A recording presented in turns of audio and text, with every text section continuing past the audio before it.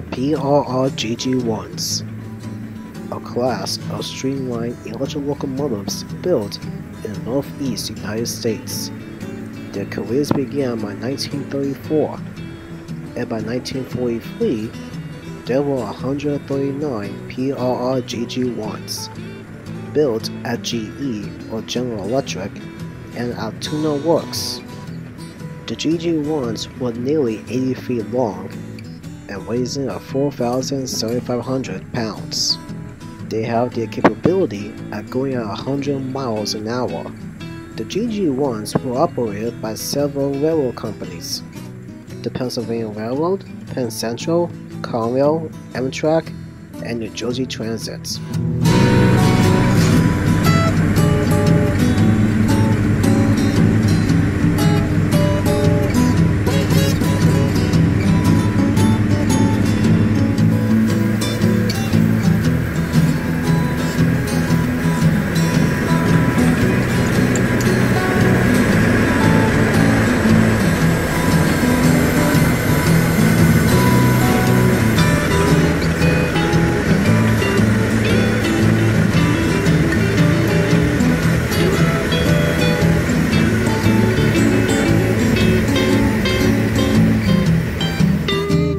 Because the GG-1s have the capable of going 100 miles an hour for passenger service and 90 miles per hour for freight service, that does not mean the GG-1s will go smoothly without any incidents.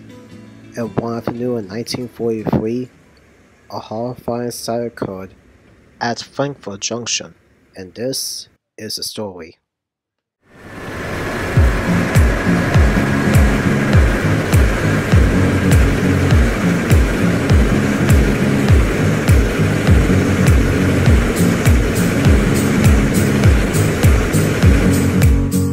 On September 6, 1943, PRR train number 152, the Congressional Limited, was making its way northbound towards its next station stop at Newark, New Jersey. It was traveling from the Washington Union Station to Penn Station, New York. Leading PRR 152 was GG-1 number 4930, which at the time was only 6 months old. It was hauling 16 coaches with over 500 people on board. However, the train would never make it towards Newark, New Jersey.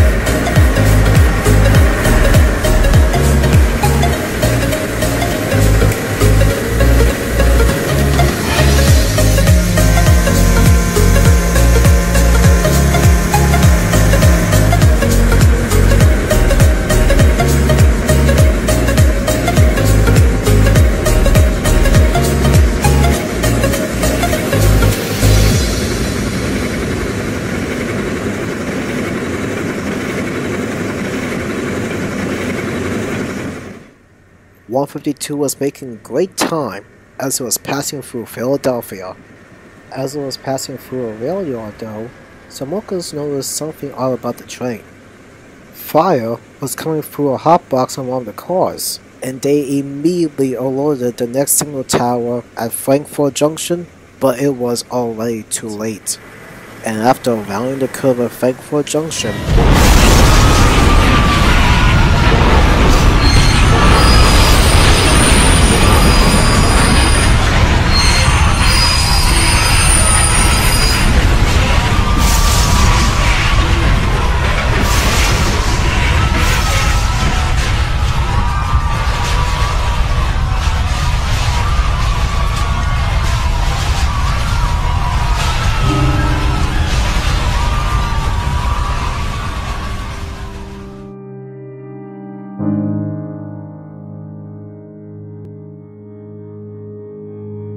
the train derails at 6:06 p.m.